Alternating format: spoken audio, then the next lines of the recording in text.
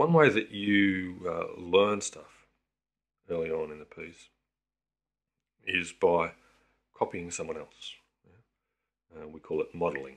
So before you look at going away and improvising your own solos and learning all the theory and learning about how we manage that, I model an improvisation for you, which basically means I just sit here and make something up. I go away then and write it all down, and you have a look at what I did. So for now, I'll do that. I'll just play something and have a bit of a talk about it when we're done, and then I'll tab it out for you, and you can read it in your notes and have a go at playing it. It won't be too tricky. The basic idea, I think, what I'll do here is just come up with find a riff and play a few choruses of a 12-bar based on that riff. Yeah. So let's see.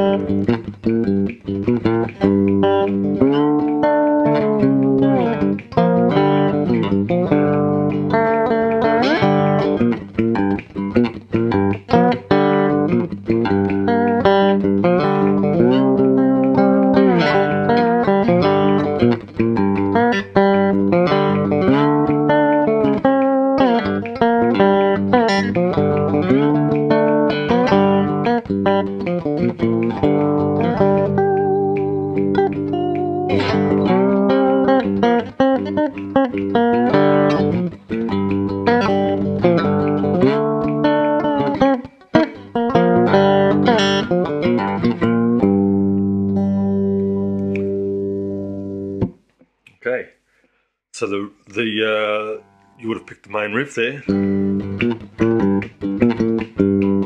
That one. Bass string with my thumb. Flat third.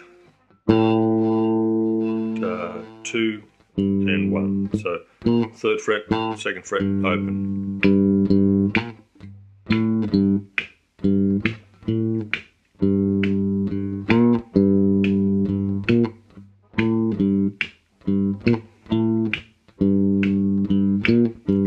And the best thing to do for now is for you to just copy that rather than me trying to explain it to you. So just copy that riff, try and play it, listen for it, listen for it. I'm pointing at my ear, listen for it.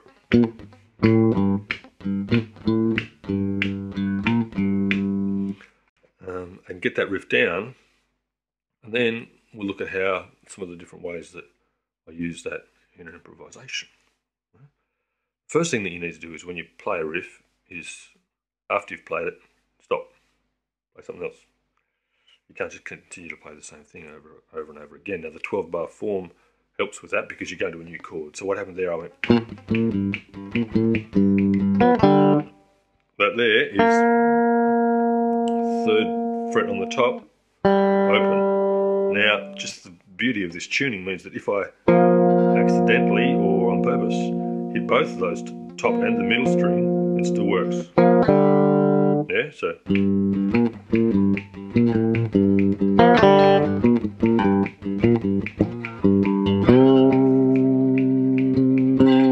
remember, we go to the 4 chord to create a little bit of tension in your 12 bar. So why not take advantage of that by changing? We're not playing that riff anymore. We're just playing something much more simple, but give it a little bit of energy with some vibrato. And then that's just a little lick at the end of that bar there to get us back to the G chord, or the 1 chord. And I'll play that riff again. And then let's just go around the 12 bar to start with. So now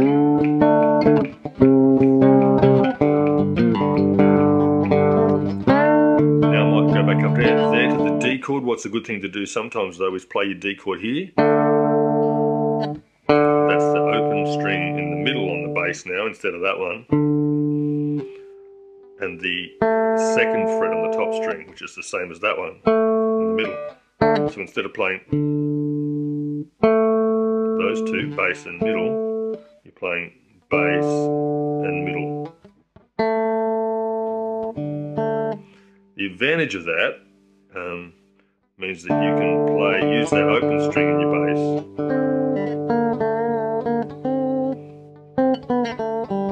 to play riffs on the D chord, which we'll do later. Yeah? And it's just closer there too. Once you can get that, it might be a bit tricky to start with, but once you can get that, you find you're using it all the time because it's easier. It becomes easier than missing that note on the way up and having to make these big movements.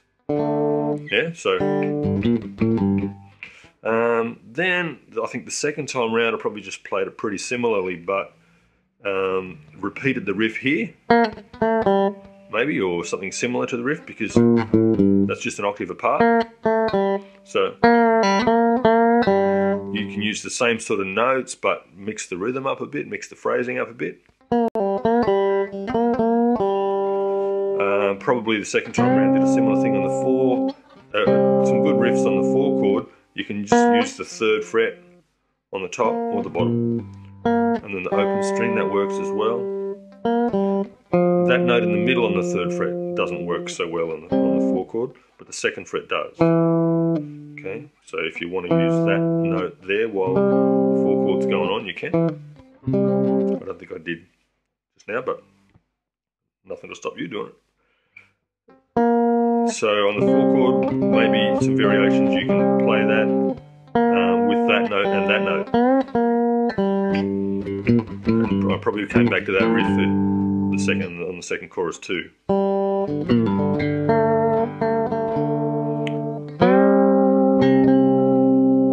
See that?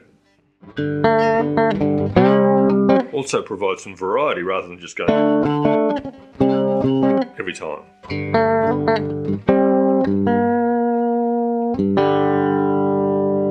So now you can see how your melodies, the top part,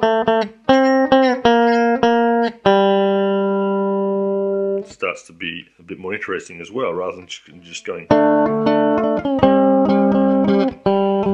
like that all the time, you know.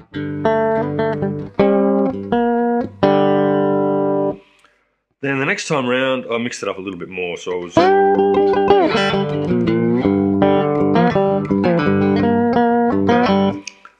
just getting a bit more carried away with it.